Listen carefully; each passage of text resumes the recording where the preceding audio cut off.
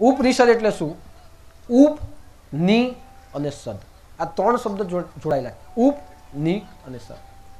ઉપ એટલે શું? ઉપ એટલે સમીપ બેસવું, સમીપ, સમીપ જવું. ઉપ એટલે સમીપ, ની એટલે જવું, અને સદ એટલે શું? તો એકત્ર, કંઈક એકત્ર કરવું. કંઈક એકત્ર કરવાના હેતુથી સમીપ જવું, એવો જેનો અર્થ થાય તેને ઉપનિષદ કહેવામાં. તમે જેટલા પણ ઉપનિષદો વાંચો એ તમને કંઈક ને કંઈકની સમીપ લઈ જાય, એ કંઈક ને કંઈક દ્રષ્ટિ આપણને પૂરી પાડે, અને એની સમીપ જઈને કંઈક ને કંઈક આપણે એકત્રીકરણ કરી લઈએ.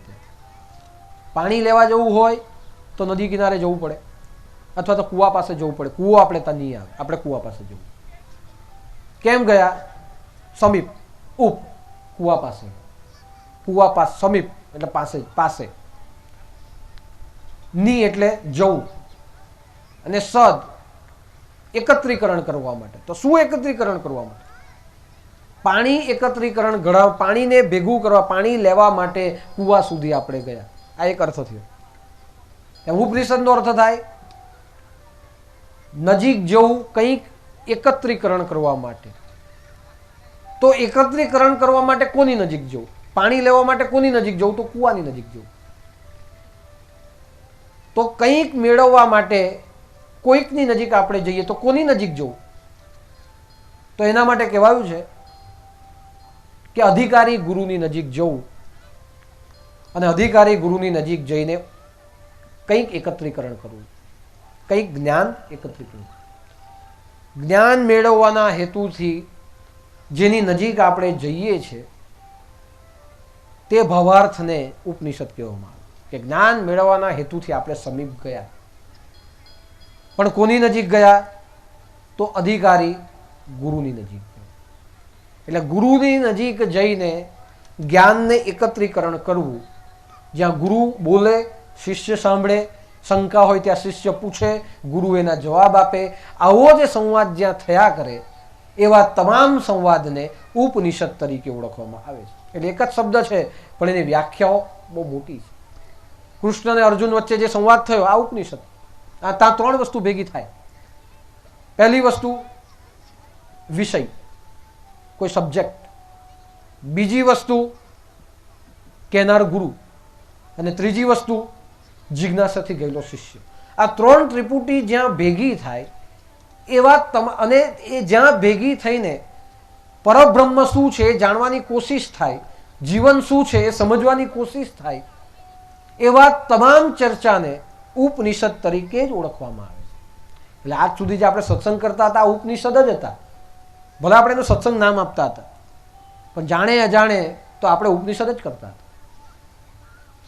પણ જ્યાં લખાયેલો શબ્દ છે ઉપનિષદ, સમીપ જવું કંઈક મેળવવા માટે, અને કંઈક એટલે શું? બ્રહ્મને જાણવા માટે. જ્યાં સમીપ જવાય તે જગ્યા, ત્યાં જ્યાં બધા ભેગા થાય તે આખા સમારંભને ઉપનિષદ તરીકે ઓળખવામાં આવે છે.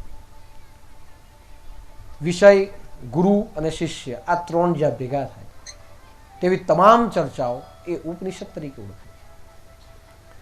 ઉપનિષદની અંદર બ્રહ્મ જિજ્ઞાસા જોઈએ કે મારે બ્રહ્મને જાણવું છે, અને એ જે કહેનાર છે તે બ્રહ્મ જાણેલો ગુરુ એ શિષ્યને કહે છે. અને આની અંદર એક જ દ્રષ્ટિ છે કે બ્રહ્મને જાણો અને પોતાના જીવનમાં જીવો. એવો જે તત્વાર્થ છે, એવો જે ઉદ્દેશ્ય છે, તે ઉદ્દેશ્ય એટલે ઈશાવાસ્યમ ઉપનિષદ. આ ઉપનિષદ શું શીખવે છે? દરેક ઉપનિષદ કે જ્ઞાન તો આપે છે, પણ એ જ્ઞાનને કઈ રીતે પ્રક્રિયામાં ઉતારવું, એની પ્રક્રિયા શું છે એ પ્રક્રિયા પણ જે બતાવે તે ઉપનિષદ પોતે છે. એટલે જ્ઞાન તો ખરું, પણ જ્ઞાનને વાપરશો કઈ રીતે એની જે સમજ આવે તે સમજ આપણને ઉપનિષદ આપે છે. એટલે તમે જુઓ કે ગણિતની ચોપડી હોય ને એમાં એક ઉદાહરણ આપેલું હોય, એ ઉદાહરણ પ્રમાણે એક નીચે દાખલો રકમ લખેલી હોય કે આ ઉદાહરણ પ્રમાણે ગણવાથી દાખલાનો જવાબ આવે. હવે એ દાખલાનો જવાબ જોવો હોય તો પાછળ ચોપડીમાં પાછળનું પત્તું જોવાનું તો ત્યાં બધા જ જવાબ આપેલા આપણે. એટલે એક દાખલાની રીત છે, બીજું દાખલો ગણવા માટેની એક રકમ છે, અને ત્રીજું છેલ્લે શું છે તો દાખલાનો જવાબ છે. હવે દાખલાની રીત અને જવાબ, રીત પ્રમાણે જ બરાબર જવાબ આવે છે કે નહીં તે જાણવું હોય તો શું કરવું પડે? જે દાખલો ઉદાહરણ તરીકે આપ્યો હોય ને તેને રકમ લઈને એ જ પ્રમાણે ગણવો પડે, અને એમાં જે જવાબ આવે તે પાછલા પત્તે જોવો પડે. બસ સ્થિતિ આમાં આની આ જ છે કે ઉપનિષદની અંદર પ્રક્રિયા બતાવવામાં આવી છે. ઉદાહરણ કે આ પ્રમાણે વર્તવાથી એનું પરિણામ આ વસ્તુ આવે છે, એ જ્ઞાન ઉપનિષદ આપે છે. આ પ્રમાણે વર્તો એટલે એનું પરિણામ આ આવે. હવે આપણા જીવનમાં જે જે સમસ્યાઓ આવે એ સમસ્યા એટલે ગણિતના દાખલા ગણજો. જો ગણિતના દાખલામાં એવું છે કે પ્રક્રિયા કરો ને તો 2 માર્ક આપે, પણ બધા પૂરેપૂરા માર્ક દાખલો પૂરો સાચો હોય તો જ આપે. પણ શિક્ષકો એવું કહે કે બહુ મહેનત કરી છે, 10 પદ છે પણ 7 પદ બી પહોંચ્યો છે, 2 માર્ક આપી દેજો. એટલે ઉપનિષદ શું છે? તો ઉપનિષદ એક પ્રક્રિયા છે, અને દાખલો શું છે? તો આપણું જીવન એક ગણિત છે. જીવનમાં આવતી સમસ્યાઓને ઉપનિષદમાં બતાવેલી પ્રક્રિયા પ્રમાણે સમજવું, જેથી કરીને જે જવાબ આવે તે જવાબ જાણવો, અને એ સાચો છે કે ખોટો એ જાણવા માટે ગુરુ પાસે જવું, એનું નામ છે ઉપનિષદ. આજે જુઓ તમે કે તમારા જીવનની કોઈ પણ સમસ્યા, કોઈ પણ નિર્ણયો તમે કોને પૂછીને લો? તો આપણે કહીએ કે અમે ગુરુ કરેલા ને પૂછીને લેશું.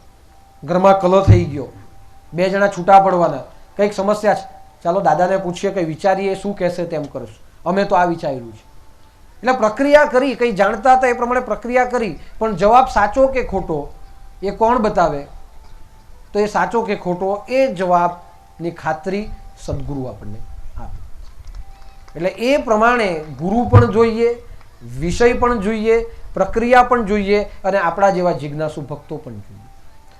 અને જ્યાં બધા ભેગા થાય અને એક બ્રહ્મને જાણવાની પ્રક્રિયા સમજી લેવાય, અને જવાબમાં બ્રહ્મને જાણી લેવાય, અનુભવી લેવાય, એને કહેવાય ઉપનિષદનો આ સાચો દાખલો આપણો પડ્યો. તો એ પ્રમાણે આ ઉપનિષદ આપણને જીવનમાં કંઈક નવું માર્ગદર્શન આપે છે, અને એ માર્ગદર્શન મુજબ જ આપણે જીવવાનું છે.